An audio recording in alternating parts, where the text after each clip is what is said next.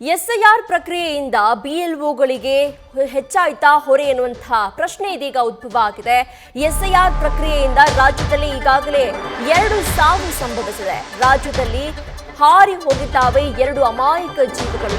ಒಂದು ಅಪಘಾತ ಮತ್ತು ಮತ್ತೊಂದು ಹೃದಯಾಘಾತಕ್ಕೆ ಬಲಿಯಾಗಿರುವಂಥದ್ದು. ಅಧಿಕಾರಿಗಳ ದಬ್ಬಾಳಿಕೆ, ಒತ್ತಡವೇ ಇದಕ್ಕೆ ಕಾರಣ ಅಂತ ಹೇಳಿ ಕುಟುಂಬಸ್ಥರು ಸದ್ಯ ಆರೋಪವನ್ನ ಮಾಡ್ತಿದ್ದಾರೆ.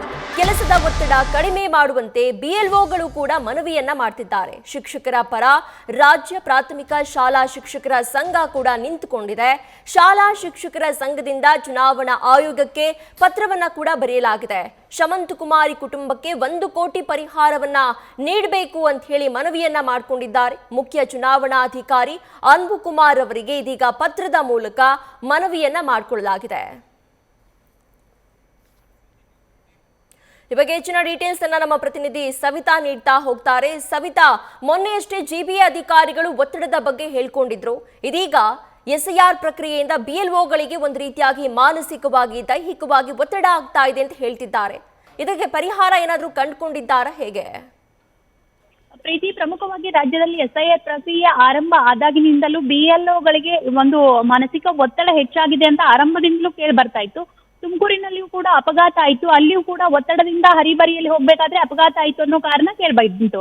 ಇನ್ನು ರಾಜ್ಯದಲ್ಲಿ ಬೆಂಗಳೂರಿನಲ್ಲಿಯೂ ಕೂಡ ನಿನ್ನೆ ಶಮಂತ ಅವರು ಮೃತಪಟ್ಟಿರುವುದು. ಪ್ರಮುಖವಾಗಿ ಶಮಂತ ಏನಂದ್ರೆ ಆ ವಾರ ತುಂಬಾ ವೀಕ್ ಆಗಿದ್ರು, ಹೆಲ್ತ್ ಅಪ್ಸೆಟ್ ಆಗಿತ್ತು, ಜೊತೆಗೆ ಆಸ್ಪತ್ರೆಗೆ ಹೋಗ್ಲಿಕ್ಕೂ ಕೂಡ ಆಗ್ತಿರ್ಲಿಲ್ಲ. ಇಂತಹ ಪರಿಸ್ಥಿತಿಯಲ್ಲೇ ಶಿಕ್ಷಕಿ ಶಮಂತ ಈ ಎಸ್ಐಆರ್ ಪ್ರಕ್ರಿಯೆಯಲ್ಲಿ ಭಾಗಿಯಾಗಿದ್ರು. ಜೊತೆಗೆ ಪ್ರಮುಖವಾಗಿ ಈ ಒಂದು ಅತಿರೇಕದ ವರ್ತನೆ ಅಂದ್ರೆ ಮೇಲಾಧಿಕಾರಿಗಳ ಅತಿರೇಕದ ವರ್ತನೆ, ವರ್ಕ್ ಟಾರ್ಗೆಟ್ ಅಥವಾ ಕಂಪ್ಲೀಟ್ ಮಾಡ್ಲಿಲ್ಲ ಅಂದ್ರೆ ನೀವು ಕೆಲಸಕ್ಕೆ ಜವಾಬ್ದಾರರೇ ಇರಲ್ಲ ಅಥವಾ ನಿಮ್ಮ ಕೆಲಸ ಹೋಗುವಂತಹ ಸಾಧ್ಯತೆ ಇರುತ್ತೆ ಅನ್ನೋ ಬೆದರಿಕೆಗೂ ಕೂಡ ಒಂದಿಷ್ಟು ಬಿಎಲ್ಒಗಳು ಮನನೊಂದಿದ್ದಾರೆ. ಪ್ರಮುಖವಾಗಿ ನಿನ್ನೆ ಮಾತಾಡ್ತಿರುವಾಗ ಎಷ್ಟೋ ಜನ ಮಹಿಳೆಯರು ಕೂಡ ಕಣ್ಣೀರು ಹಾಕಿದ್ರು. ಅಂದ್ರೆ ಶಿಕ್ಷಕಿಯರು, ನಮ್ಗೆ ವಯಸ್ಸಾಯ್ತು, ಈ ಕಡೆ ಎಸ್ಐಆರ್ ಪ್ರಕ್ರಿಯೆ ಆರಂಭ ಆದಾಗಿನಿಂದ ನಾವು ಶಾಲೆಗೆ ಹೋಗಿಲ್ಲ, ಮಕ್ಕಳ ಮುಖ ನೋಡಿಲ್ಲ, ಟೀಚ್ ಮಾಡಿಲ್ಲ, ಜೊತೆಗೆ ನಮ್ಮ ಕುಟುಂಬಕ್ಕೂ ಟೈಮ್ ಕೊಡ್ಲಿಕ್ಕೆ ಆಗ್ತಿಲ್ಲ. ಈ ಎಲ್ಲದರ ಮಧ್ಯೆಯೂ ಕೂಡ ನಮ್ಮ ಆರೋಗ್ಯ ಹಾಳಾದ್ರೂ ಆಸ್ಪತ್ರೆಗೆ ಹೋಗ್ಲಿಕ್ಕೆ ಆಗ್ತಿಲ್ಲ ಅನ್ನೋ ಅಳುಲನ್ನ ಕೂಡ ನ್ಯೂಸ್ ಪೋಸ್ಟ್ ಮುಂದೆ ತೋರಿಕೊಂಡಿದ್ರು. ನಿನ್ನೆ ಶಮಂತ ಮೃತಪಟ್ಟಿರುವ ಹಿನ್ನೆಲೆಯಲ್ಲಿ ಈಗಾಗಲೇ ಪ್ರಮುಖವಾಗಿ ಒಂದಿಷ್ಟು ಬಿಎಲ್ಒಗಳು ಆಕ್ರೋಶವನ್ನ ಹೊರ ಹಾಕ್ತಾ ಇದ್ದಾರೆ.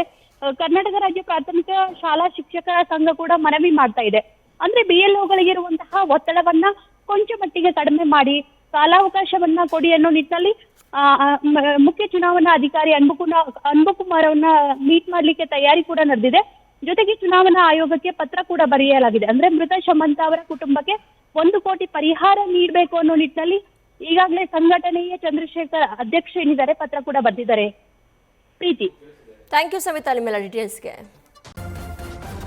ನ್ಯೂಸ್ ಫಸ್ಟ್ ನಿರ್ಭೀತಿಯಿಂದ ನಿಮ್ಮ ಪರವಾಗಿ.